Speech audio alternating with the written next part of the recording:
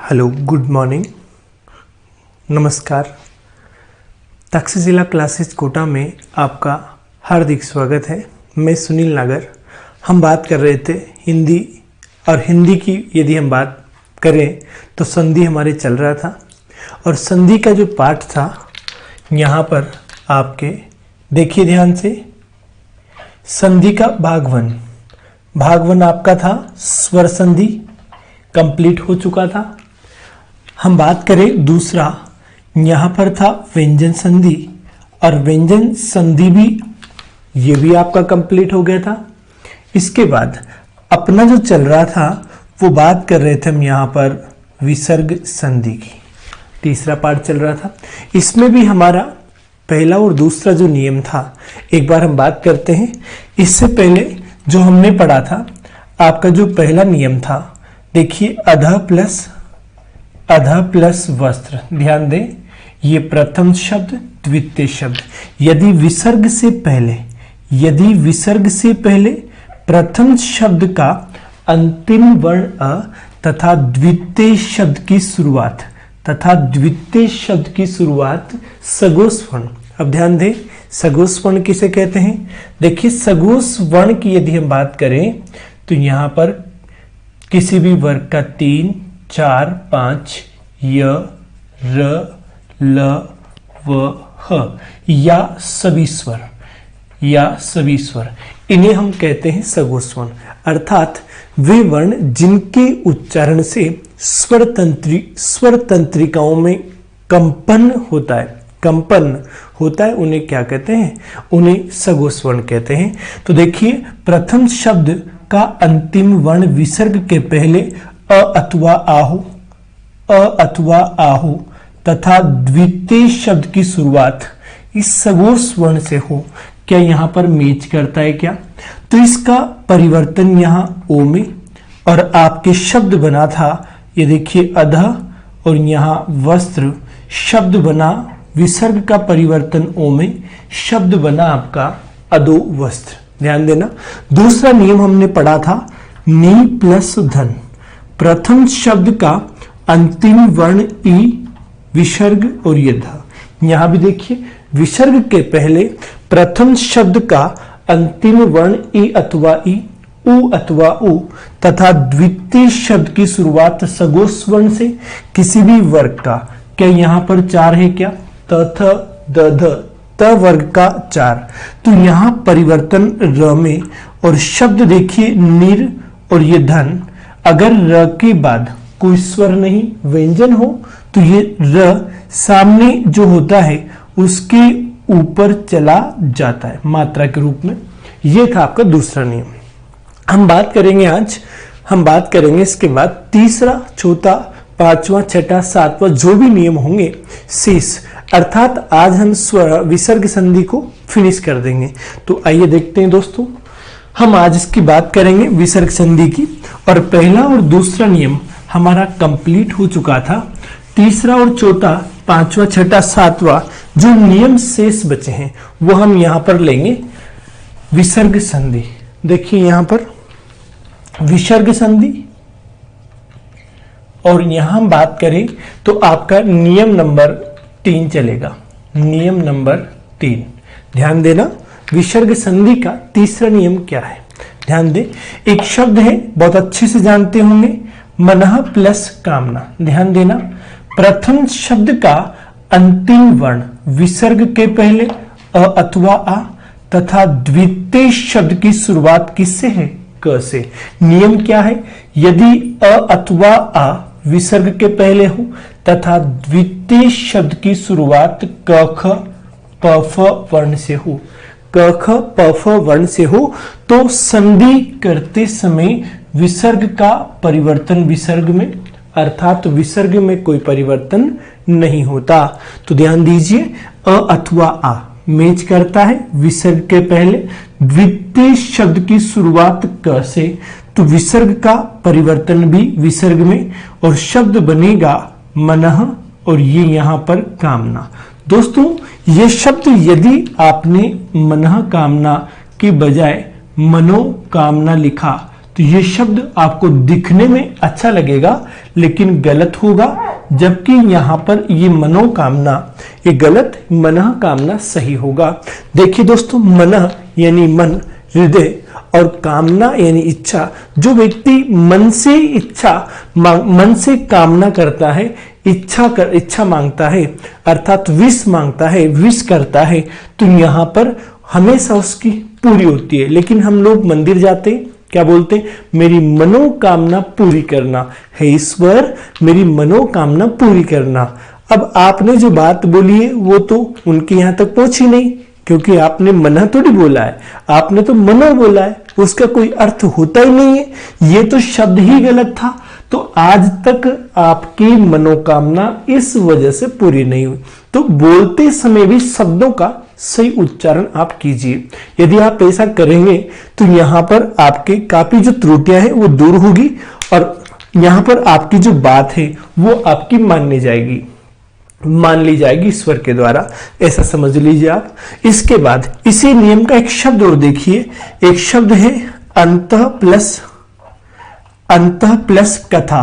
प्रथम शब्द का अंतिम वर्ण अ के बाद द्वितीय शब्द की शुरुआत किससे है? क से। तो परिवर्तन वही विसर्ग में, अर्थात शब्द बनेगा अंतः और ये कथा। कई बार क्या करते हैं बच्चे, अंतर कथा इस प्रकार से शब्द को बोलते हैं और ये गलत, जबकि यहां पर क्या होगा? सही होगा। और इसी के साथ में दोस्तों इसकी परिभाषा की बात करें तो देखिए, यदि प्रथम शब्द का अंतिम वर्ण विसर्ग से पहले अ अथवा आ हो, तथा द्वितीय शब्द की शुरुआत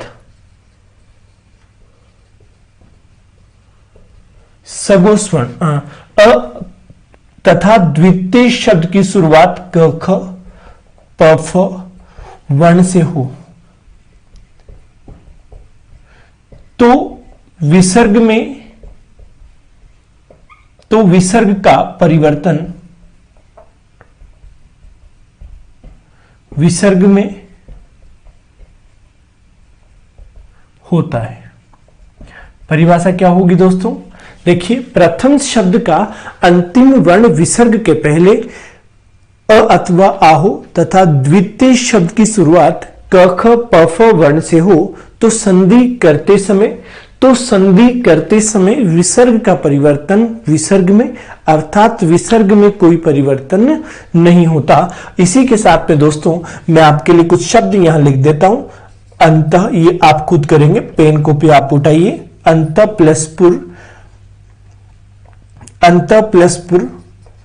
अधः प्लस पतन, ये शब्द आप दोस्तों यहां पर खुद करेंगे। आप इनको, ये शब्द है, ये शब्द मैंने आपको बता दिए, इनको आप खुद कीजिए। और इसी के साथ में हम अगले नियम की बात करेंगे, वो भी आपका ज्यादा इससे मिलता जुलता नियम ही आपका है। तो आप देखिए यहां पर।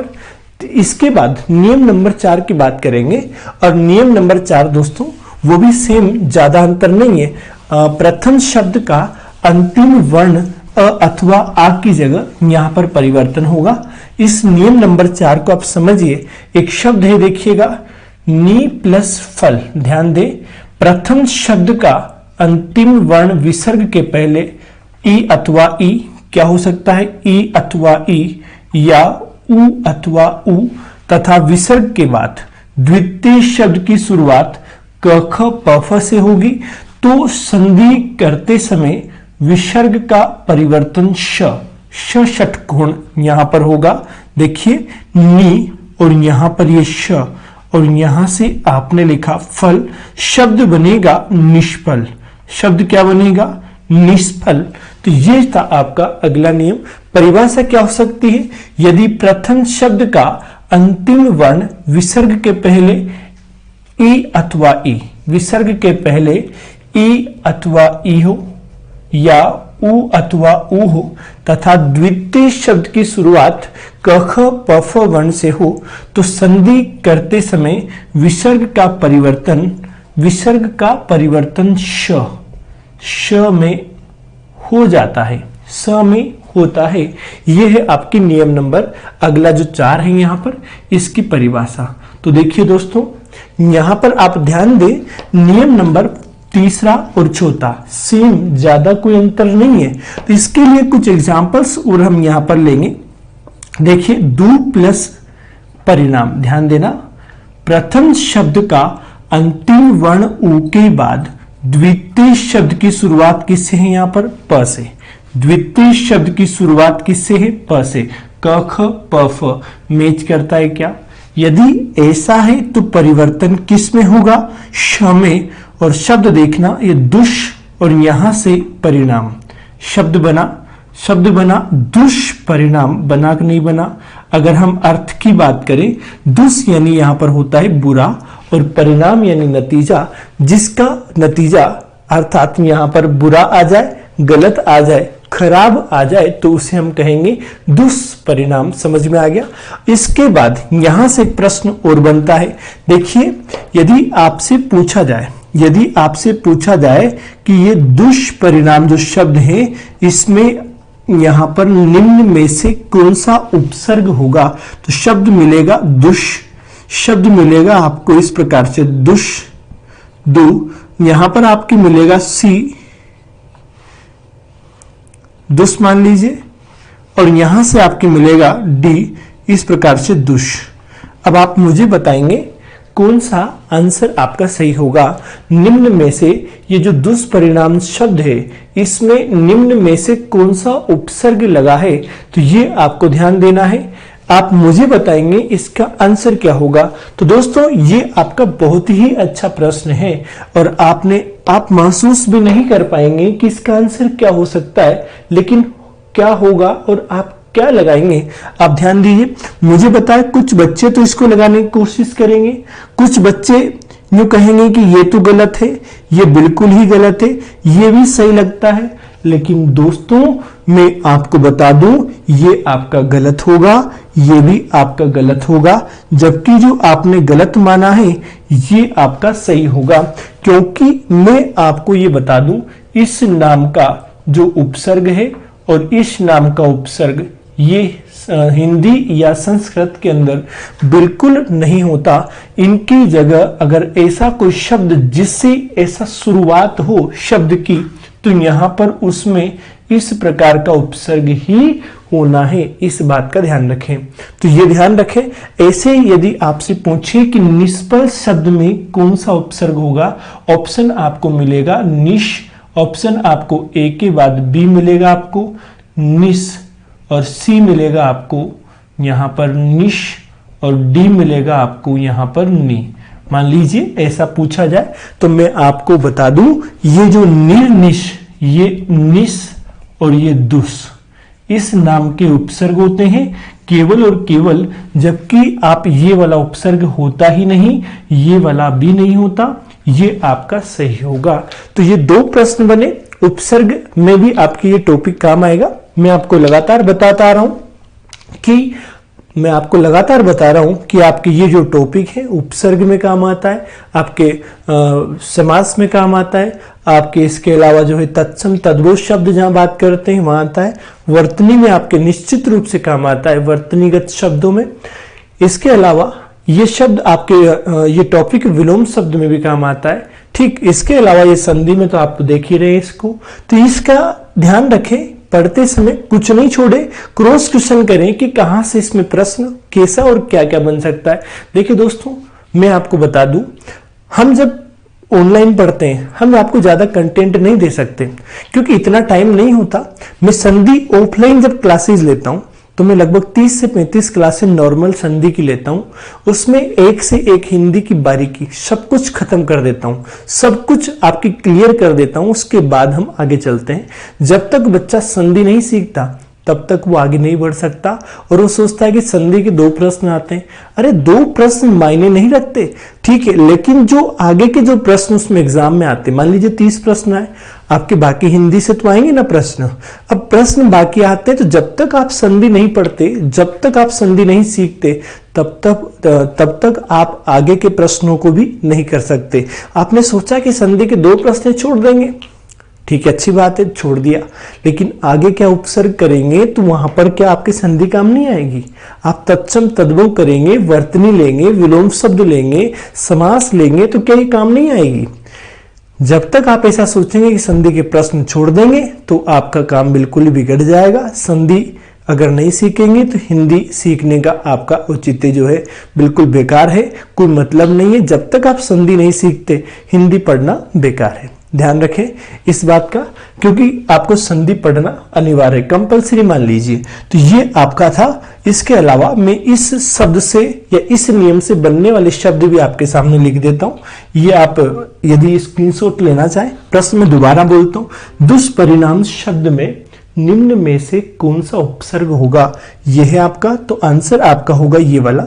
ऐसे निष्फल शब्द के अंदर निम्न में से कौन सा उपसर्ग होगा, तो वहां से प्रश्न बनता है। ऐसे में अनेक प्रश्न बनाता रहता हूं, लेकिन अभी चूंकि ऑनलाइन में इतना लिख नहीं सकते। ठीक, आगे देखते हैं। इसमें आगे इसके साथ में इसके एग्जांपल्स मैं आपके लिए देता हूं जो कि आपको खुद को करने हैं। उतारिए आप इसको। दो प्लस प्रभाव, दो प्लस प्राप्य, नी प्लस कलंक, नी प्लस कंटक, नी प्लस क्रिय, ये एग्जाम्पल से आपको करने हैं। नी प्लस कासित, नी प्लस कासित, ये एग्जाम्पल्स है जो कि आपको करने हैं यहां पर। इसके अलावा नी प्लस काशन, ये है एग्जाम्पल इस नियम से बनने वाले। प्रथम शब्द का अंतिम वर्ण ई अथवा ई, उ अथवा उ तथा विसर्ग तथा द्वितीय शब्द की शुरुआत क ख प फ से हो तो संधि करते समय विसर्ग का परिवर्तन किस में होता है, तो श में होता है। ये ध्यान रखें आप यहाँ पर। इसके बाद हम अगला नियम लेंगे, नियम नंबर आपका 5। और नियम नंबर 5 की यदि हम बात करें तो यहाँ पर एक एग्जाम्पल और लिखता हूं, नी प्लस प्रभाव। ठीक, ये थे एग्जाम्पल्स। नियम नंबर 5 की हम बात करेंगे यहाँ पर। नियम नंबर 5 बिल्कुल सिंपल नियम है, परेशान होने की जरूरत नहीं है। नियम नंबर 5 की बात करेंगे, देखिए क्या होगा। ये है आपका एग्जाम्पल्स, ये आपको तुरंत करने हैं क्योंकि ये मैथ्स की तरह है, जोड़ बाकी गुणा भाग जैसा हम करते हैं वैसे ही होगा। नियम नंबर 5 देखिए, एक शब्द है यहां पर। आप मुझे सबसे पहले बताइए कि निरोग शब्द आप कैसे लिखते हैं, ऐसे या ऐसे, नीचे वाला या ऊपर वाला।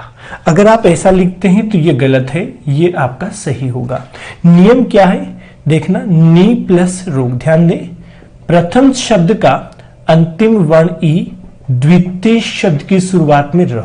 नियम का स्ट्रक्चर क्या होगा, यदि ई के बाद, ई अथवा उ के बाद विसर्ग हो तथा द्वितीय शब्द की शुरुआत र से, तो देखिए ये इस प्रकार का मामला, ये आपका दीर्घ ई में, और अगर इस प्रकार से हुआ तो ये दीर्घ उ में बदलेगा। ध्यान रखें, देखिए यहां पर ये है तो ये दीर्घ में, दीर्घ ई में, और ये न के साथ में छोटी ई की मात्रा हटा दी और आपने इसकी जगह क्या लगा दिया, बड़ी ई। तो शब्द के मात्रा लगी और पीछे वाला शब्द ऐसा। परिभाषा क्या होगी, यदि प्रथम शब्द का अंतिम वर्ण लघु स्वर ई अथवा उ, लघु स्वर उ हो विसर्ग से पहले, तथा द्वितीय शब्द की शुरुआत र से, तो संधि करते समय लघु स्वर ई तथा लघु स्वर उ तथा विसर्ग दीर्घ स्वर ई या दीर्घ स्वर उ में बदल जाता है। यह है इसकी अगली परिभाषा, ध्यान रखें। तो देखिए इसमें यहां पर आप ध्यान दीजिए, इसके बाद एक नियम और एक शब्द और लिखते हैं। एक शब्द है नी प्लस रंध्र। ध्यान दीजिए, नी प्लस रंध्र। प्रथम शब्द का अंतिम वर्ण ई के बाद र परिवर्तन किस में होगा? दीर्घ ई में। शब्द बनेगा निरंध्र। ऐसे शब्द की हम बात करें, दू प्लस राज। प्रथम शब्द का अंतिम वर्ण ये स्मॉल ऊ, द्वितीय शब्द की शुरुआत र से, परिवर्तन दीर्घ ऊ में, और यहां से शब्द बनेगा दुराज। समझ में आ गया आपके? परिभाषा क्या हो सकती है? परिभाषा क्या हो सकती है? विसर्ग से पहले, विसर्ग से पहले, विसर्ग से पहले लघु स्वर, लघु स्वर ई अथवा ऊ हो, तथा बाद में र से शुरू हो, तो संधि करते समय, संधि करते समय लघु स्वर ई अथवा उ, ई अथवा उ और विसर्ग में बदल जाता है, में बदल जाता है। यह है इसकी परिभाषा। परिभाषा क्या हो सकती है? यदि प्रथम शब्द का अंतिम वर्ण विसर्ग से पहले लघु स्वर ई अथवा उ हो, तथा द्वितीय शब्द की शुरुआत फिक्स है यहाँ पर कि ये र से होगा, द्वितीय शब्द की शुरुआत फिक्स है यहाँ पर, ये र से ही होगी। यदि ऐसा होता है तो यहाँ पर जो परिवर्तन होगा वो दीर्घ ई अथवा दीर्घ ऊ में होगा, दीर्घ ई अथवा दीर्घ ऊ में होगा, और विसर्ग को यहाँ पर हम हटा देंगे, अर्थात साथ में परिवर्तित कर देते हैं। ये था आपका अगला नियम। इस नियम के कुछ शब्द हैं जो कि मैं आपके लिए दे देता हूँ। नी प्लस रऊ, नी प्लस रऊ, नी प्लस रज, नी प्लस रस, दू प्लस रऊ। ये दोस्तों ये एग्जाम्पल्स हैं जो कि आपको करने हैं, इस नियम के हैं। और यहाँ पर लघु स्वर को दीर्घ में बदलना है। वर्तनी में प्रश्न बन जाता है कभी कभी कि निरोग शब्द या वर्तनी के अनुसार कौन सा शब्द गलत है, वहाँ ऑप्शन में आपको ये मिल जाए या कौन सा शब्द सही है, और ये मिल जाए तो ये गलत होगा, ये सही होगा। देखना होगा कि प्रश्न किस प्रकार से आपसे पूछा गया है, ये ध्यान रखना होगा आपको। तो देखिए, इसके बाद हम अगला नियम लेंगे, नियम नंबर 6। और नियम नंबर 6 की यदि हम बात करें तो वो भी बेहद ही आसान नियम है, और लगभग वो उसकी हम बात करें तो पहला दूसरा जो नियम है, पहला दूसरा जो नियम है, पहला थोड़ा सा उससे मैच करता हुआ नियम है, नियम नंबर 6, और उसी के अपवाद के रूप में हम कह सकते हैं, लेकिन हम अपवाद नहीं मानते। नियम नंबर 6, और नियम नंबर 6 की यदि हम बात करें तो इसमें देखिएगा एक बार, एक शब्द देखिए, प्रातः प्लस उदय, एक शब्द तो ये है। एक शब्द और देखिएगा, पुनः प्लस जन्म, शब्द देखिएगा। एक शब्द और देखिएगा, 3 शब्द यहां पर हम लेंगे, अंतः प्लस जातीय, अंतः प्लस जातीय। पहले इससे शुरुआत कीजिए, शुरुआत कीजिए इससे। यह है आपका प्रथम शब्द। प्रथम शब्द यदि अंतः और द्वितीय शब्द की शुरुआत किसी भी वर्ग के 3, 4, 5 यर लव ह या सभी स्वर अर्थात सगोस वर्ण से हो, तो नियम की परिभाषा या स्ट्रक्चर क्या होगा? अंत, अंत, पुनः, प्रातः और विसर्ग, तथा द्वितीय शब्द की शुरुआत 3, 4, 5 य ल व ह या सभी स्वर से हो, तो विसर्ग का परिवर्तन दोस्तों र में। विसर्ग का परिवर्तन किस में होगा दोस्तों? विसर्ग का परिवर्तन र में हो जाता है। यह है आपका अगला नियम। तो ध्यान दें, अंत प्लस ज, यहां पर ध्यान दीजिए, अंत के बाद ज, छ ज, च वर्ग का तीसरा है क्या? यदि ऐसा है तो हम इसका परिवर्तन किस में करेंगे? र में। और यहां से आपने लिखा अंत, और यहां से आप लिखेंगे जातीय।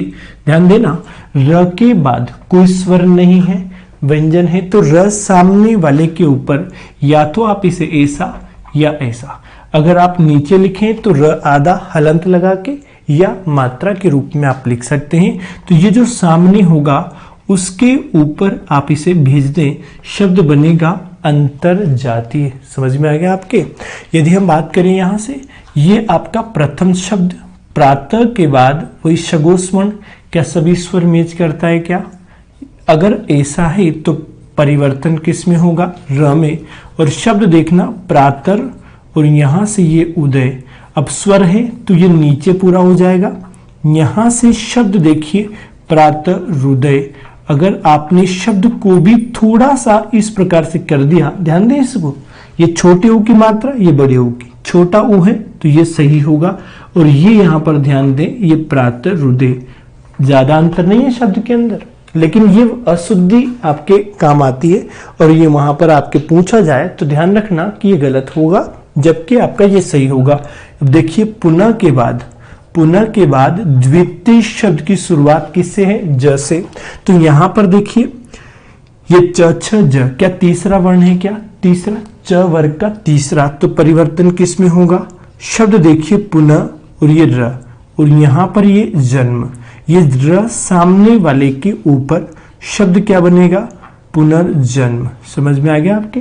ये था आपका अगला नियम। अगला नियम क्या था? यदि प्रथम शब्द विसर्ग से पहले अंत पुनः प्रातः हो, फिर से यहां पर अंतिम वर्ण नहीं लेंगे, अंत पुनः प्रातः हो, तथा द्वितीय शब्द की शुरुआत किसी भी वर्ग के 3, 4, 5 यर लव या सभी स्वर अर्थात सगोष वर्ण से हो तो संधि करते समय विसर्ग का परिवर्तन र में हो जाता है। ये ध्यान रखना है। ये 3 शब्द हैं, एक तरह से अपवाद के रूप में हम कह सकते हैं इनको, क्योंकि नियम नंबर 1 का अपवाद, क्योंकि वहां पर अ के बाद, अंतिम वर्ण अ के बाद यदि सगोष वर्ण तो ओ में परिवर्तित था, लेकिन ये 3 शब्दों पर ये नियम लागू नहीं होता। नियम नंबर 1 हमने जो पढ़ा था उसका अपवाद के रूप में इन शब्दों को आपको देखने को मिलेगा, लेकिन हम यहाँ पर इनको अलग से नियम के रूप में लेते हैं ताकि आपके समझने में आसानी हो। परिभाषा मैंने आपको बता दी। इसके बाद मैं कुछ शब्द आपके लिए लिखूंगा, यहाँ पर कुछ एग्जाम्पल से लिखूंगा, ठीक, वो आपको भी करने हैं। मैं इसको रफ कर देता हूँ एक बार थोड़ा सा। इसके बाद मैं आपके लिए एग्जाम्पल्स यहाँ पर लिख रहा हूँ, आप खुद उनको कीजिए साथ के साथ। अंत प्लस देशीय, अंत प्लस अंग, अंत प्लस मन,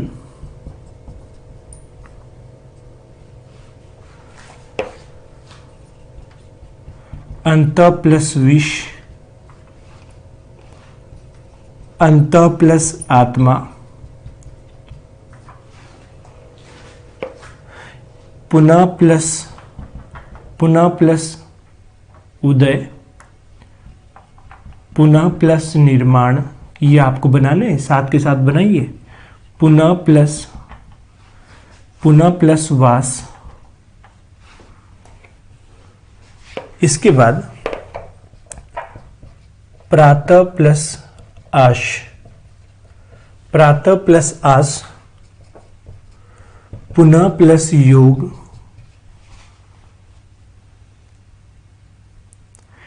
पुनः प्लस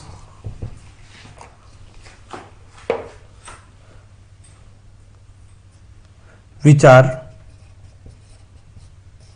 ये शब्द हैं, ये आपको बनाने हैं, एग्जाम्पल से, ज्यादा नहीं दिए, ठीक है। ये आपके वर्तनी में भी काम आ सकते हैं कभी आपके। और साथ में यदि हम बात करें तो इनको हम उपसर्ग में जब पढ़ते हैं तो अन्य उपसर्ग के नाम से, अन्य तत्सम उपसर्ग आपने देखा होगा, अंतर नाम का उपसर्ग आपने देखा होगा, ऐसे पुनर् नाम का उपसर्ग देखा होगा। ये हम यहाँ पर अन्य, एक आपने देखा होगा प्रातर, तो ये आप अन्य उपसर्ग के नाम से, अन्य तत्सम उपसर्ग आप पढ़ेंगे तो ये आपके वहां पर भी काम आएगा, क्योंकि वहां पर इसका जो यहाँ विसर्ग था, इस विसर्ग का परिवर्तित रूप लेते हैं आपके उपसर्ग में विसर्ग का कोई चलन नहीं होता। जो परिवर्तित रूप होता है इस संधि के अंदर वही उपसर्ग में आपके काम आता है, तो ध्यान रखें। इसके बाद अगला नियम हम लेंगे, नियम नंबर 6 आपका हो चुका है। नियम नंबर 7 की यदि हम बात करें तो यहाँ पर 7 आप लेंगे। देखिए नियम नंबर 7 भी ज़्यादा कठिन नहीं है, वो भी बहुत आसान है और हम उसकी बात करेंगे नियम नंबर 7 की। तो देखिए दोस्तों, यदि आप सोचते हैं कि हम बिना पढ़े देखने से, एग्जाम्पल देखने या ये ऑनलाइन देखने से हमारी एजुकेशन जो है कंप्लीट हो जाए या हम जो है सीख जाएंगे, तो ऐसा नहीं है। आपको खुद को पेन और कॉपी आपको उठाना पड़ेगा और जब तक आप ये नहीं उठाएंगे तब तक आप इसे नहीं सीख सकते। नियम नंबर 7 की हम बात कर रहे थे। यहाँ पर 7 यदि हम बात करें तो एक शब्द है, आपने सुना होगा नमः प्लस कार। कैसा सुना है क्या?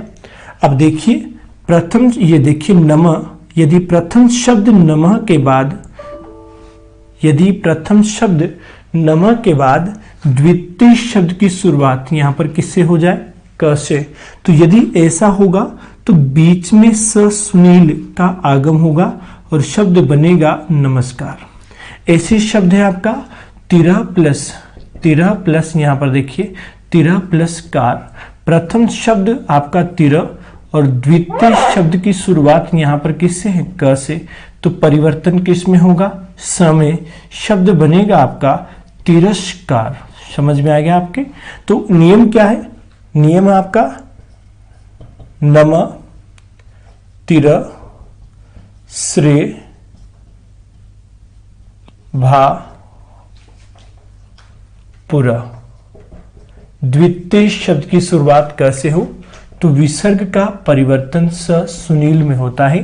तो ये है आपका अगला नियम। इसके लिए मैं आपके कुछ एग्जांपल्स लिख देता हूं। भा प्लस कर, भा प्लस कर, पुरा प्लस कार, पुरा प्लस कृत, श्रेय प्लस कर। ये एग्जाम्पल्स हैं, साथ के साथ आप बनाते चलिए। आपसे यदि पूछा जाए कि नमस्कार शब्द का विच्छेद कीजिए तो नमः प्लस कार होगा और साथ में आप जो विसर्ग यहाँ पर है इसका परिवर्तन यहाँ स के अंदर होता है, स में होता है, तो शब्द बनता है नमस्कार। ये बिल्कुल बेहद आसान नियम था। ये भी एक अपवाद के रूप में हम मान सकते हैं इसको। तो ये आपका यहाँ पर नियम होगा, नियम नंबर 7। इसके बाद जो 3 नियम आपके आने वाले हैं वो बहुत ही ज़्यादा इंपॉर्टेंट पार्ट आपके हैं और उन्हें हम यहाँ पर ध्यान से देखेंगे। ध्यान रखना, ध्यान से आपको देखना होगा। ये 3-4 नियम हमने अभी तक पढ़े। नियम नंबर 2 पढ़ा, 3 पढ़ा, 4 पढ़ा, 5, 6, 7, हमारे इतने नियम हो चुके हैं। इसके साथ हम जो लेंगे अब 3 नियम सीक्वेंस में आपके चलेंगे और तीनों नियम की बात मैं यहाँ बोर्ड पर एक साथ करूँगा। देखिए इसको आप खुद बनाएंगे, मैं रफ कर देता हूँ।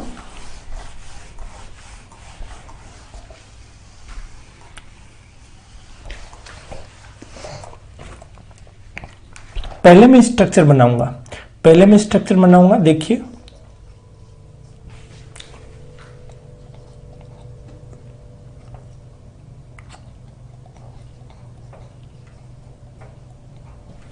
पहला नियम इसी पर आधारित है, नियम नंबर 8। नियम नंबर 9 की यदि हम बात करें तो यहां पर ये स्वर के बाद श ट ठ आ जाए। नियम नंबर 10 की यदि हम बात करें तो यहां पर होगा स्वर के बाद स त थ। अगर ऐसा आ जाए तो यहां पर हम बात करें, यहां पर भी हम बात करेंगे विसर्ग का परिवर्तन इस श में होगा। ध्यान दें, ऐसे ही यहां पर भी विसर्ग का परिवर्तन इस षटकोण में होगा। यहां पर ऐसा हुआ तो परिवर्तन स सुनील में होगा। 3 नियम है, तीनों के एग्जाम्पल्स हम यहां पर लेंगे। देखिए नियम नंबर 8 की यदि हम बात करें तो यहां पर आप ध्यान दें, आ प्लस चर्रे, आ प्लस चर्रे। प्रथम शब्द का अंतिम वर्ण कहें या प्रथम शब्द कहें तो ये यहां पर क्या है? स्वर। द्वितीय शब्द की शुरुआत किससे है? च से। तो क्या देखिए स्वर के बाद विसर्ग से पहले स्वर, तथा बाद में च है क्या, तो इस विसर्ग का परिवर्तन किस में होगा, श में। तो आपने किया, शब्द बनेगा आ और यहां से क्या बनेगा, चर। समझ में आ गया आपके। अगला शब्द देखना इसमें, नी प्लस शुल्क। खूब अच्छे से जानते हैं, प्रथम शब्द का अंतिम वर्ण ई के बाद ये श है क्या, स्वर, क्या यहाँ पर कोई भी स्वर है क्या, और द्वितीय शब्द की शुरुआत श से मैच करता है क्या, तो परिवर्तन किस में होगा, ये श में। और शब्द यहाँ पर बनेगा निश, ये आपने लिखा, और ये शुल्क आपका यहाँ पर जो मौजूद था दोबारा से आप लिखेंगे तो शब्द बनेगा निशुल्क। या तो आप ऐसा लिखें, यदि आप इस शब्द को ऐसा लिखते हैं तो ये आपका कोई भी निशुल्क नहीं होगा, देखने में सिर्फ आपको अच्छा लग सकता है लेकिन गलत होगा। ये निशुल्क ही आपका क्या होना है, सही होना है। तो इसी के साथ में हम बात करें नी प्लस छल। नी प्लस छल, प्रथम शब्द का अंतिम वर्ण ई के बाद छ, ये क्या कोई भी स्वर है क्या, द्वितीय शब्द की शुरुआत छ छतरी, तो विसर्ग का परिवर्तन श में, शब्द क्या बनेगा, निश्चल। अब यहां पर भी देखिए, यहां से प्रश्न बनता है कि इन शब्दों में कौन सा उपसर्ग होगा। यदि आपसे प्रश्न पूछ लिया जाए कि निश्चल या ध्यान दें, रेखांकित शब्द लगाया, ऑप्शन है यहाँ पर निश, ऑप्शन है यहाँ पर बी नी, ऑप्शन है यहाँ पर निस, और ऑप्शन है यहाँ पर डी कोई नहीं। कौन सा, देखिए रेखांकित शब्द निश्चल में निम्न में से कौन सा उपसर्ग सही होगा। जो बच्चे देखते हैं कि सेम सेम मैच करता है, लेकिन ये गलत होगा, ध्यान रखें, ये हो ही नहीं सकता। ये आपका आंसर होगा, पहले बता चुका हूं, निस नाम का कोई उपसर्ग नहीं होता। अगर आपने ऐसा श देखा है तो आपको जब उपसर्ग की बात करें तो परिवर्तित रूप स सुनील ही लेना आपको होगा, और ऐसे में आपका निस नाम का उपसर्ग सही होगा। तो ध्यान रखें, प्रश्न क्या बनता है, निश्चल रेखांकित शब्द में निम्न में से कौन सा उपसर्ग सही होगा। तो ऐसे में ये सी ऑप्शन आपका सही होगा। ये था आपका यहाँ पर नियम नंबर 8। नियम नंबर 8 के ऊपर एग्जांपल्स भी आप ले लीजिए। नी प्लस, यहाँ पर देखिए, नी प्लस चय, नी प्लस चय, नी प्लस चल, मना प्लस चिकित्सा, मना प्लस चिकित्सा, ये शब्द हैं। ये आप खुद यहाँ पर जो है अंता प्लस चेतना, अंता प्लस चेतना, ये आप खुद इनको बनाइए एक बार। ये है नियम नंबर 8 के एग्जाम्पल। अब हम बात करेंगे नियम नंबर 9 की। तो देखिए इसमें सीक्वेंस का था श ट ठ श श स, ये च ट त, ये वर्गों के नाम है, क च ट त, क च ट त, ऐसे इसके बाद च छ ट ठ त थ। तो ये सीक्वेंस था, इस वजह से हमने क्या किया, इसको एक साथ लिया है। अब नियम नंबर 9 के एग्जाम्पल्स हम यहाँ पर लेंगे। ये था आपका नियम नंबर 8, और 8 को आप कंप्लीट कीजिए। परिभाषा अगर हम लिखना चाहें तो क्या हो सकती है, यदि विसर्ग से पहले प्रथम शब्द का अंतिम वर्ण कोई भी स्वर हो, ध्यान से सुनिए, यदि विसर्ग से पहले प्रथम शब्द का अंतिम वर्ण कोई भी स्वर हो तथा द्वितीय शब्द की शुरुआत छ से हो, तो संधि करते समय विसर्ग श में श सलगम में बदल जाता है। यह है इसकी परिभाषा नियम नंबर 8 की। नियम नंबर 9 क्या होगा, ध्यान दें। नियम नंबर 9 की यदि हम बात करें तो यहां पर ध्यान दीजिए, देखिए यहां पर एक ही शब्द हमारे पास, चतु प्लस षष्ठी। ध्यान दीजिए, प्रथम शब्द का अंतिम वर्ण उ के बाद श, क्या ये कोई भी स्वर है क्या, और स्वर के बाद ये श मैच करता है क्या, स्वर के बाद बीच में विसर्ग है और विसर्ग के बाद श, तो परिवर्तन किस में होगा, श में। तो शब्द देखिए चतु, और ये आपका षष्ठी पहले से मौजूद था, विसर्ग का परिवर्तन यहां पर किस में हुआ, ये श में, और दोबारा से आप लिखेंगे तो ये बनेगा इस प्रकार से। कितनी बार श आया, ध्यान दें एक बार इसको लिख करके, समझ में आ गया आपके। तो ये था आपका, ऐसे शब्द आप ले सकते हैं दु प्लस ट, तो ये आपका क्या बनेगा, ये खुद आप कीजिए इसको, नी प्लस ठुर, ये भी आप कीजिए, इस शब्द को भी आप करेंगे। ये आपके करने के लिए मैं आपको दे रहा हूं। और ये शब्द जो यहाँ पर है हमने लिया, इसकी परिभाषा हम निकाल सकते हैं। यदि प्रथम शब्द का अंतिम वर्ण विसर्ग से पहले कोई भी स्वर हो तथा द्वितीय शब्द की शुरुआत श श ट से हो तो संधि करते समय विसर्ग का परिवर्तन श षटकोण में हो जाता है। यह है आपका नियम नंबर 9। नियम नंबर 10 की हम बात करें तो ध्यान दें यहाँ पर नियम नंबर 10, एक शब्द है नमः प्लस ते, आपने खूब अच्छे से सुना होगा। प्रथम शब्द का अंतिम वर्ण अ के बाद त, तो देखिए ये क्या कोई भी स्वर है क्या, और द्वितीय शब्द की शुरुआत स त थ, क्या मैच करता है क्या, तो विसर्ग का परिवर्तन किस में होगा, स सुनील में। तो शब्द देखिए नमः और ये आधा स ते, दोबारा से लिखेंगे तो क्या बनेगा, नमस्ते, शब्द बनेगा आपका नमस्ते। तो ये था आपका नियम नंबर 10। एक और एग्जाम्पल यहाँ पर लेंगे हम, मैं इसको रफ कर देता हूँ पहले, ठीक, ध्यान दें। अगला एग्जाम्पल हम यहाँ पर लेंगे, आपने देखा नहीं होगा, एक शब्द बताइए मुझे, दुस्वप्न आप ऐसा लिखते हैं या दुस्वप्न आप ऐसा लिखते हैं, मुझे बताइए। मुझे जहां तक मालूम है आप ऊपर वाला लिखते हैं, लेकिन ये आपका गलत होगा और ये आपका सही होगा। कैसे होगा आइए देखते हैं।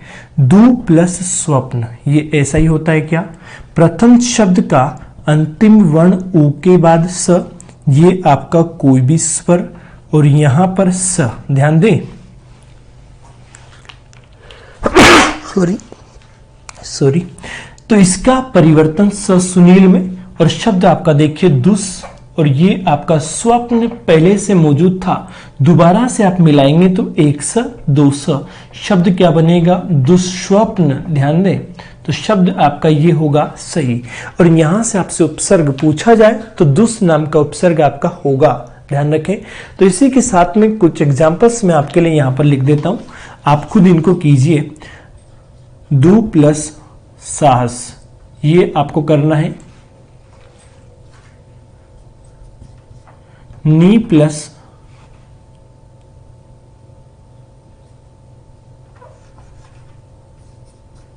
दु प्लस शासन, ये आप खुद करेंगे इन एग्जाम्पल्स को।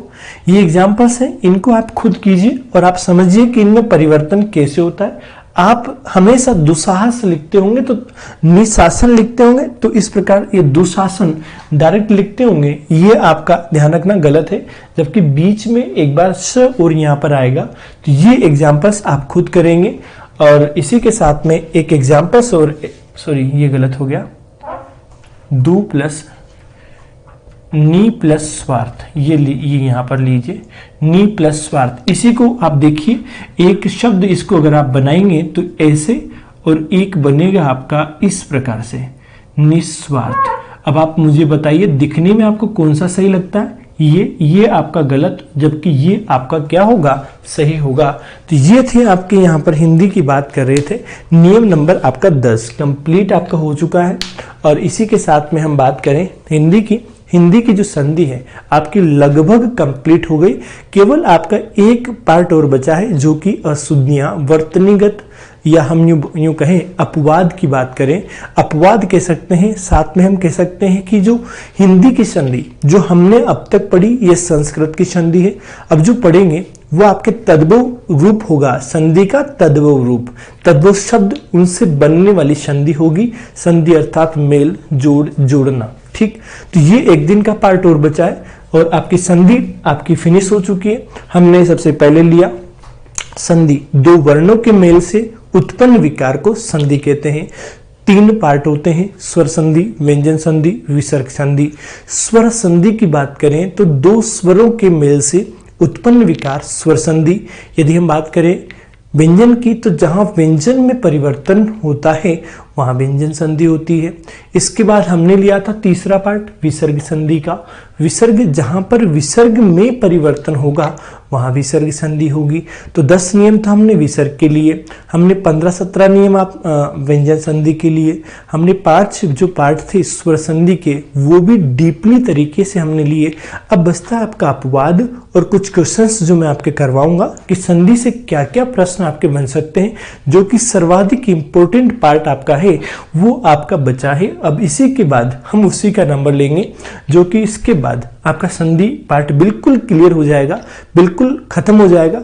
मैं आपको दूसरी बात बता दूं, देखिए मित्रों, हमने जो संधि पढ़ी है ऑफलाइन में, यदि आप क्लासेस तक्षशिला में आकर के आप पढ़ते तो मैं आपको लगभग 35 दिन तक आपको संधि पढ़ाता। 30 क्लासें, 4 छुट्टियां, ऐसे करके 35 दिन, और 35 दिन में आपकी संधि कंप्लीट। संधि ही नहीं बल्कि आपकी हिंदी कंप्लीट आदि। और अगर हमने यहाँ पर बात करें तो उसी 30 दिन को हमने कितने घंटे में कर लिया? हमने लगभग 5 से 7 घंटे में। तो आप समझ सकते हैं कि हमने किस तरीके से संधि को यहाँ पर किया होगा। फिर भी मैंने आपके पूरा समझाने का प्रयास किया है कि यहाँ से संधि कैसे हम पढ़ सकते हैं, कैसे आप सीख सकते हैं। मैंने पूरा प्रयास आपको किया है बताने का, समझाने का। इतना है। अब इसके बाद हम एक दिन प्रश्न लेंगे। मैं जब पढ़ाता हूँ ऑफलाइन तो प्रश्न में साथ के साथ करवाता रहता हूँ कि यहाँ से क्या बन सकता है, यहाँ से क्या प्रश्न बन सकता है। दूसरी बात, जो बच्चे कहते थे कि संधि मुझे आज तक समझ नहीं आए, तो ये बात बिल्कुल भी असत्य मानूंगा। क्यों? क्योंकि कभी बच्चों ने संधि को पढ़ने की कोशिश नहीं की। 35 दिन यदि जब संधि कोई पढ़ता है तो उसको समझ में क्यों नहीं आएगी? अब कोई भी व्यक्ति सोचे कि मुझे शॉर्ट ट्रिक 5 मिनट में, 10 मिनट में, 20 मिनट में संधि समझ में आ जाए। जो बचपन की क्लासों में पढ़ते थे, 2 मात्रा होगी तो वृद्धि होगी, सिंगल मात्रा होगी गुण होगी, ऐसा नहीं है। अब आप उन क्लासों में नहीं है, अब आप कॉम्पिटिटिव एग्जाम्स की तैयारी कर रहे हैं। आपके लिए एक मात्रा के, एक पॉइंट, एक अशुद्धि वर्तनी आपके लिए बिल्कुल आपके लिए बहुत ही ज्यादा जरूरी है। अगर आपकी छोटी सी वर्तनी भी गलत होती है तो आपका नंबर पॉजिटिव नहीं नेगेटिव जाता है। देखिए, नहीं करते क्वेश्चन को तो बराबर, लेकिन आप उसको करके और गलत करते हैं तो आपका नेगेटिव होगा। समझ गए आप मेरी बात को? तो मैं आपसे यही कहना चाहता हूं कि संधि को आप बहुत अच्छे से पढ़ें। जो मैंने 10 यहाँ लेक्चर जो डाले हैं, 9 लेक्चर, 10 लेक्चर, तो इसमें आप पार्ट 1, भाग 1, भाग 2, भाग 3, भाग 4 के नाम से मैंने डाल रखे। आपको संधि पढ़ना हो तो बीच में से नहीं, आप सिंगल एक एक करके पढ़िए, बिल्कुल पहले दिन से, बेसिक से, तब आपके संधि समझ में आएगी। साथ के साथ आप नोट्स बना सकते हैं, कोई समस्या नहीं है। और साथ में यदि आपको डाउट है तो अब आप मुझे कमेंट बॉक्स में लिख दीजिएगा, जो भी बुक्स आपके पास है। मैं ये कहता हूं कोई सी भी बुक्स आप लें, कोई समस्या नहीं है। जो मैंने आपको बोर्ड पर पढ़ा दिया, सिंगल प्रश्न भी हिंदी के अंदर बाहर नहीं जाता। आप फर्स्ट ग्रेड दीजिए, रिट दीजिए, पटवार दीजिए, एसआई दीजिए, सिंगल प्रश्न जो मेरे पास आकर के ऑफलाइन पढ़ा है उस बच्चे से आप जानकारी ले सकते हैं, उससे आप मिल सकते हैं। फर्स्ट ग्रेड में सिंगल प्रश्न बाहर नहीं था, मैं आपको बता दूं, यदि जानकारी की बात, बच्चे से पूछ लीजिए आप, सिंगल प्रश्न बाहर नहीं था। क्योंकि जो मैं पढ़ाता हूं सिंगल प्रश्न भी बाहर नहीं जाता किसी भी एग्जाम में। जो टॉपिक आपको मैंने पढ़ा दिया, बस यही हमारी पहचान है, क्योंकि हम मेहनत खुद भी करते हैं और आपसे भी करवाते हैं। बड़ी बात यह है। तो मैं इसी के साथ में दोस्तों, मैं आपको एक और बात बता दूं, यदि आपने अभी तक हमारे चैनल को सब्सक्राइब नहीं किया, आपने यदि लाइक नहीं किया तो आप कर दीजिए। घंटी का बटन है उसे भी आप दबा दीजिए। जो नेक्स्ट वीडियो है, जो कि आपका बहुत ही ज्यादा जरूरी है, बहुत इंपॉर्टेंट पार्ट है आपका संधि का, सबसे ज्यादा निचोड़ जो हमने पढ़ा है 10 दिन तक, उसका निचोड़ होगा उसके अंदर। तो मैं आपको यही कहना चाहूंगा कि आप उसे दबा दीजिए, सब्सक्राइब जरूर कर दें। यदि आपको लगता है कि हम आपके लिए बहुत मेहनत कर रहे हैं और हम जो मेहनत कर रहे हैं आपके लिए कहीं ना कहीं फायदा उससे मिल रहा है आपको, तो आप सब्सक्राइब कीजिए, लाइक कीजिए। कमेंट में आप वो कर सकते हैं जो आपके पास कोई भी बुक है, यदि आपका कोई शब्द छूट जाता है, आपको समझ में नहीं आता, तो आप लिख दीजिए। मैं उसमें जब लाइव क्लास लूंगा तो मैं पहले डिस्कशन आपके शब्दों के ऊपर करूंगा जो मुझे कमेंट बॉक्स में मिलेंगे। ठीक, तो ये बात है। तो आप कमेंट भी कीजिए, लाइक शेयर आप कर सकते हैं, और ज़्यादा से ज़्यादा व्यक्तियों तक आप शेयर करके इसे पहुंचाइए। अपने जो व्हाट्सएप ग्रुप होते हैं सब में आप एक एक लिंक जो है आप सेंड कीजिए, कोशिश कीजिए सबके पास चले जाए, ताकि ज़्यादा व्यक्ति पढ़ेंगे, ज़्यादा व्यक्तियों को फायदा मिलेगा। क्योंकि क्लासें तो चल ही रही ना, लोगों को पता नहीं है कि हम यहाँ पर निःशुल्क क्लासें आपको दे रहे हैं। बात करें इसके बाद, ये आपका ये खत्म हो चुका है, और इसी के साथ में दोस्तों मैं आपको जो है जाने की आपसे इजाज़त लेना चाहूँगा। और इसी के साथ में मित्रों, सभी विद्यार्थियों, धन्यवाद।